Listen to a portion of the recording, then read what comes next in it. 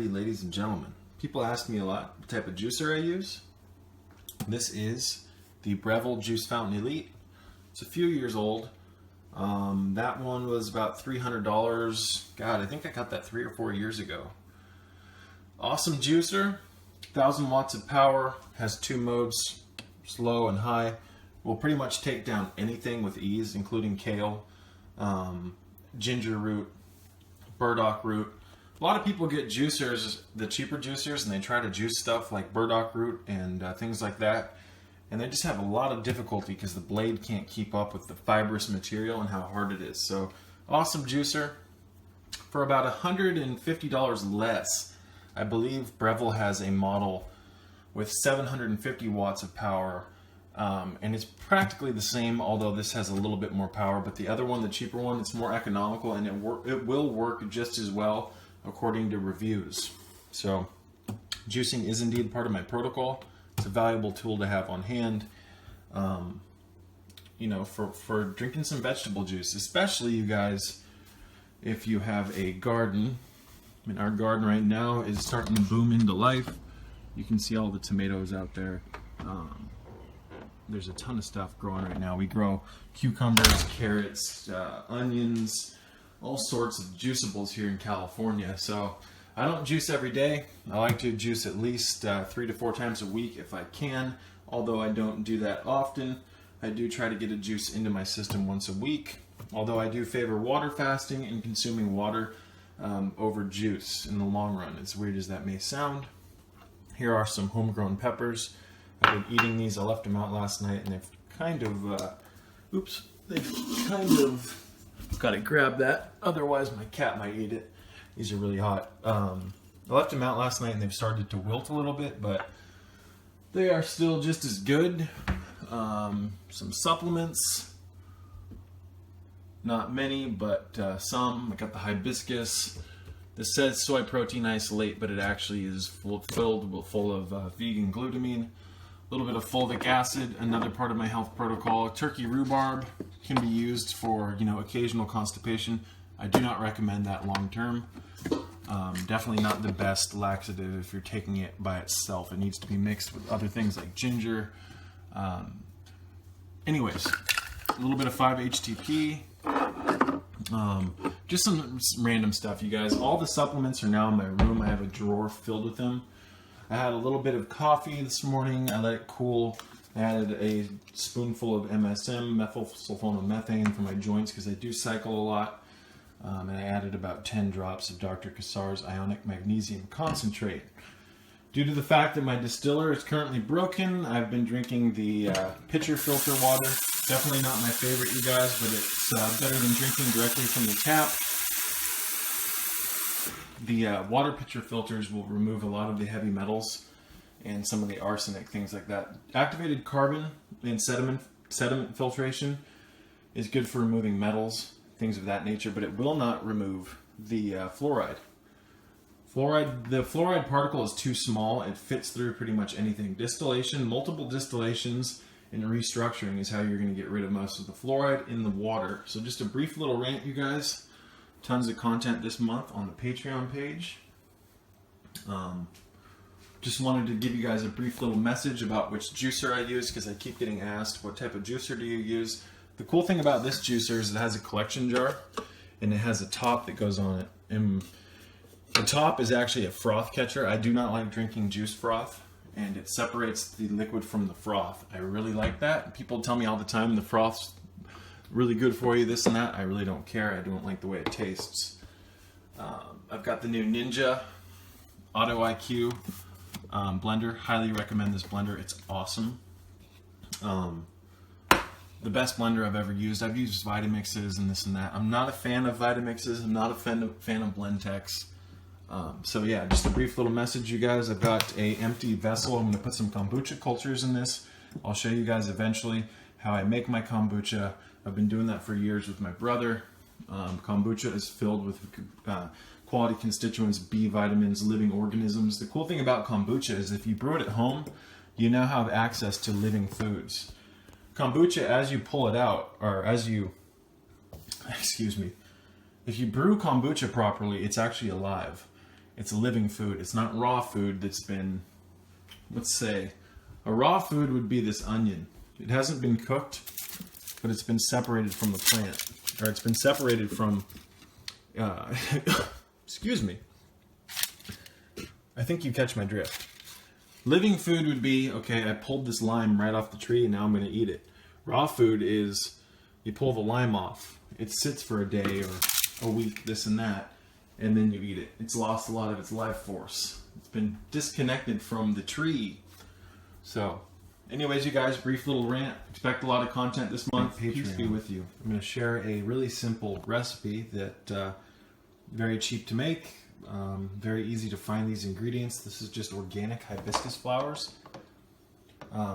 This is from Croatia. I prefer the Egyptian hibiscus, but I'm having a difficult time finding the Egyptian hibiscus in the quality that I used to be able to find it in. So, again, this is just Croatian hibiscus, and I also have here some elderberries. I'm not going to get too detailed as to the health benefits of these right now. I just wanted to share the recipe so that people can begin experimenting with it, so to speak. So, this is a Farberware electric kettle. I talk about this multiple times on the Patreon page. This is a very valuable tool if you're interested in making teas that require you to use heat to extract the nutritional constituents out of the elements that you're using. Now, not all teas require heat. Hibiscus, algae teas, you name it. But with elderberries, you guys, they're so hard when they're dried, and you have to consume them when they're dried. Excuse me. Total brain fart. We're going to be using the dried elderberries in this recipe. So what you're going to need is some elderberry, organic hibiscus, and preferably one of these Farberware tea kettles, you guys. It makes it so much easier to make this stuff. It's so much more hassle-free.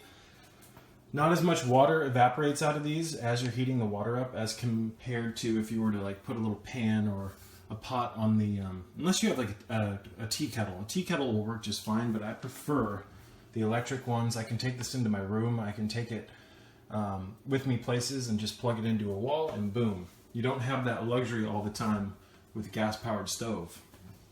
So, you can even set up your car, you guys, with power inverters so that you could run this in your car. And you could also set up your car with a power inverter so that you could run a blender. But you'd have to be smart because there's a lot of heat that generates from this thing, so not recommending that. I'm just saying that if you travel, if you camp, you name it, you can set your vehicle up or your campgrounds so that you could have hot tea. That's as simple as just plugging it in and bam. Instead of having to put it on the fire, you name it. But anyways, this is going to take a while to heat up. I thought I had it on. Nope. To turn it on, you just flick that switch. In a few minutes, it's going to get really hot. So what I'm going to do right now, for time's sake, I'm not going to wait until this starts to boil. I'm going to show you guys how much elderberry I'm going to use. And this is just under 1.7 liters of water. You can get one of these at Walmart for about $20. You can hear it heating up. I'm literally just going to take a teaspoon and add about that much. The stuff's super strong. You don't need a ton of it. I'm actually going to add just a little bit more.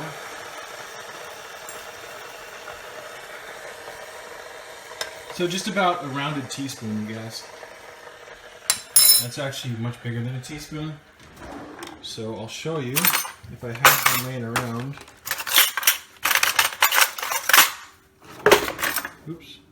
This is a teaspoon, yes. So you're going to add just about that much elderberry. Just so it's slightly, or more than slightly, coming up over the edge. And that I'm going to boil. This kettle, once it starts to boil, after about 30 to 40 seconds of it boiling, it'll automatically shut off. Now, once it shuts off, I'm going to close the lid, take it off the heating element, and put it over here in the corner, and let it sit for about 15 minutes before I open the top and let it cool off. Now, once it cools off to the point where I can put my finger in this without it burning me, about room temperature, so to speak, maybe a little bit more, I'm going to add about 2 heaping tablespoons of hibiscus. I like it strong. Sometimes I'll even add in 3 heaping tablespoons. So A lot of the people I know that drink hibiscus who aren't getting the benefits that they could be from it are people who are drinking it in a very mild fashion. So, I go through a lot of hibiscus. This is one of my staples on my health protocol. I recommend experimenting with it, you guys, if you haven't already. It takes a little getting used to, and if you don't like the taste of it per se, I recommend backing off the large doses and making more of a mild version. And then as your taste buds get used to it, as your liver gets used to it, you name it, chances are you're going to start craving this more. You can sweeten this. Personally, I don't like sweetening my drinks if I don't have to. I thought I had some agave in here from Dr. Kassar. It doesn't look like I do, but really the only thing I sweeten is my nightly smoothie with all my amino acids, and I'm using organic stevia extract for that. So it's it has no calories in it, you name it. Stumbling, excuse me. This thing's starting to heat up, you guys. You can see the boils, or the bubbles. My mouth can't seem to keep up with my mind right now. Kind of stumbling, verbally. And once this boils, again, you guys, take it off the heat. This light will turn off. I do recommend getting one of these. So many different versions, but I really do like the Farberware. And then I'm going to add probably 2 to 3 heaping tablespoons of hibiscus. I'm going to let that sit overnight. Another beautiful thing, you guys, about making it really strong is that you can put like 5 tablespoons in this little amount of water and make an extract. And then what you could do is you could fill a cup. Do I have a cup laying around? You can fill a cup full of water, plain water, and then just add a couple tablespoons of the extract, the liquid extract, and it'll turn your water red. And that's a good way to get a lot of usage out of your hibiscus. Fortunately, you guys, hibiscus is rather cheap. It's not super expensive. So this is about a pound, I believe, a little bit over a pound and a half of hibiscus. So anyways, you guys, check this recipe out. It's about a slightly rounded teaspoon of elderberries and as much hibiscus as you want. I prefer to let it cool. Put the hibiscus in. You don't have to. You can put hibiscus into hot water. However, I feel like I get better benefits out of it if I don't put the hibiscus in hot water. However, with the elderberries, to extract the nutrition out of them, they're so hard that you have to use boiling water. It's the same with like things like Paudiarco bark and certain barks, burdock root, you name it, you need to use hot water. Heat is not always a bad thing. Many raw foodists will tell you that heat will take all the nutritional elements out of the foods you're eating. There's yeses and no to this. Again, when something's so hard that you can't extract the nutrition out of it without heat, you have to resort to heat or things like alcohol to do an alcohol extraction. And I don't prefer using alcohol. So, check it out. Most health food stores sell the elderberry and the hibiscus in bulk. And what you can do is you can just weigh it out in ounces and buy it by the ounce. However, I buy my hibiscus from Dr. Kassar over at earthshiftproducts.com. I'll put a link in the comment section below. Just a brief little recipe video, guys. Peace out. Okay, guys, a quick addendum to that video. This is what it looks like when the kettle starts to boil. You can see it shooting all the elderberries around. And it will boil sometimes up to a minute before it auto shuts off. I'll show you guys what that looks like though. Again, I love this tool. It's been very beneficial. It's saved a lot of time. And when you're busy with work and different things on your schedule, time is of the essence, and it's better to get something that can get you from point A to point B quickly as opposed to just not doing it at all because it takes too time to cook tea on the stove or this and that. This is much quicker. I've said that like 100 times, so I'm not going to repeat myself anymore. But you can see it just swirling the elderberries around, and it should shut off any minute now. Elderberries are really good for immunity. There we go. So it just shut off. The bubbles will subside. And this is just kind of a ritual I do, where I always take it to this corner, and then that'll sit.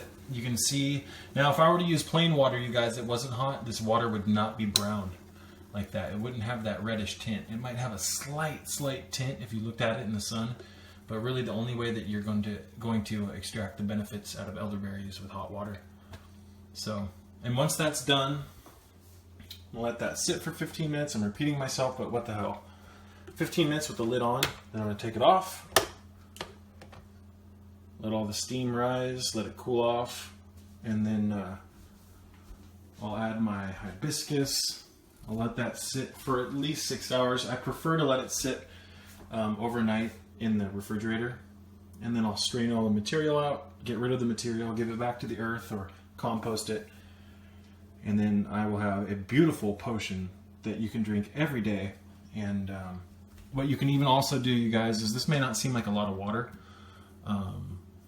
So what you could do is you could get like a gallon jug or something like that, and add just a lot more water to it to get more from it. So this is a good hydrator. Even though hibiscus is considered a diuretic, it does seem to have a very hydrational effect in the sense that it can help you get rid of unneeded water retention so that you can make space to rehydrate. That may sound contradictory, but it has been true with me. And hibiscus, you guys, usually, depending on how you make it and depending on your body type, has a very calming effect on the consciousness. It has a very pacifying effect. And it has a very beautiful color. Quality hibiscus is going to have a reddish burgundy purple tone to it. And this is good stuff. Dr. Kassar over at earthshiftproducts.com really does carry the best quality foods. I haven't been able to find a company to this date, other than a couple few that resonate on the same. Wow. I'm just going to wrap this one up, you guys, because my mouth can't keep up with my mind. Peace be with you all.